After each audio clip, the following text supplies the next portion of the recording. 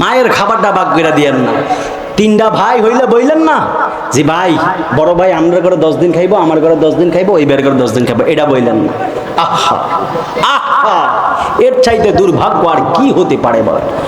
আরে ভাই আপনি বুঝেন না কেন? আপনি যখন পড়াশোনা করছিলেন ফি দিতে পারেন না, ফ্রেন্ডরা সবাই ফি দিয়ে ফেলছে পরীক্ষা, আপনি দিতে পারেন না। আপনার বাবা আপনার পরীক্ষার ফি দেওয়ার জন্য পাগল পাড়া হয়ে গেছে, ঠিক কিনা বলেন না? আহা, আপনি বুঝেন না কেন? আপনি যখন ছোটবেলা অসুস্থ হইতেন মা বারবার একটা কথা বলতো, আল্লাহ আমার ফোলাটারে সুস্থ করে দেন, ফোলার রোগটা আমারে দিয়া দেন। বলে না? বলে না? বলে না? বাবা কি এই কথা বলে না? বাবা বারবার বলে আল্লাহ আমার সন্তানের রোগ আমারে দেন, আমার সন্তানরা বাঁচিয়ে রাখেন। বলে কিনা বলেন? আপনি সেই বাবার খাবারটা কেমনে ভাগ কইরা দেন? কখনো এটা করবেন না, কোনো দিনও এটা করবেন না। বাবা মায়ের খাবার কখনো ভাগ করে দিবেন না যত দিন থাকবে। কি খাবে? আপনার বাবা মা যদি আপনার সাথে খায় আপনার বরকত বাড়িয়ে দিবে, বরকত বাড়িয়ে দিবে, বরকত বাড়িয়ে দিবে। চেষ্টা করে দেখেন, চেষ্টা করে দেখেন, চেষ্টা করে দেখেন। খোদার কসম বলি, এই মাইকে বয়ান করি, এই মাইকে বয়ান করি, এই মাইক আমি ধরে কসম খেয়ে বলি, এই মাইক ধরে আল্লাহর কসম খেয়ে আমি বলি, আমি একটা গজল গাইতে পারতাম না, আমার গলা বসে যাইতো। আমি মারে বারবার বলতাম আম্মা আমি একটা গজল গাইলে আমার গলা বসে যায়, আমি ওয়াজ করবো কিভাবে? আমার আম্মা ডাক কয় বাজান টেনশন করিস না, এমনও দিন আইবো তুই ঘন্টার পর ঘন্টা ওয়াজ করবি, তোর গলা বসবে না। যদি বলেন সুবহানাল্লাহ।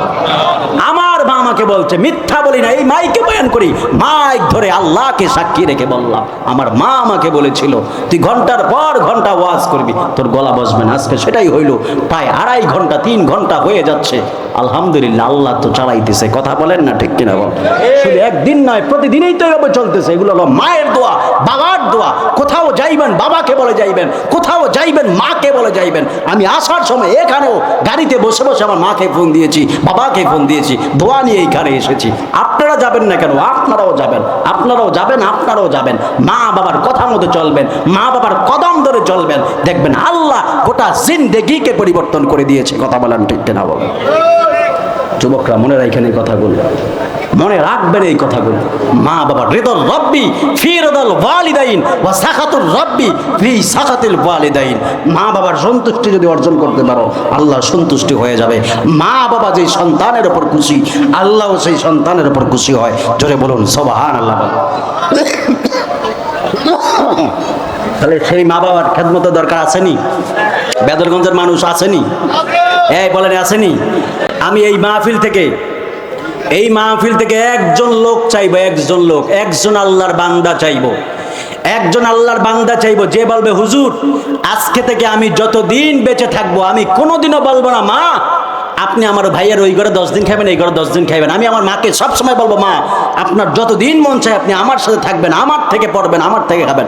একজন লোক দাঁড়ায় বলেন, একজন দাঁড়ান, বলেন দাঁড়ান, দাঁড়ান। এই দেখছেন আমার বাজান দাঁড়িয়ে, এই ক্যামেরাটা ঘুরে আমার বাজারে রেকর্ড করে রাখ। এই যে আমার বাজান দাড়ি পাকা, দেখেছেন? বাপের বেটা দাঁড়িয়ে গিয়েছে, তিনি ওয়াদা করেছেন আমি যতদিন বেঁচে থাকবো আমার মাকে আমি অন্য করে বলবো না, ওই করে 10 দিন, এই করে 10 দিন। আল্লাহ আপনারা কবুল করুক, আমিন করে আপনারা। আমার বাজান বাড়ি কই? বেদরগঞ্জেই। মারহাবা কন্যা। এই বেদরগঞ্জ এই একজন ব্যক্তির দ্বারাও কবুল হতে পারে কি পারে না বলেন? পারে। আল্লাহ কবুল করুক, আমিন বলেন। আরো জোরে বলেন আমিন।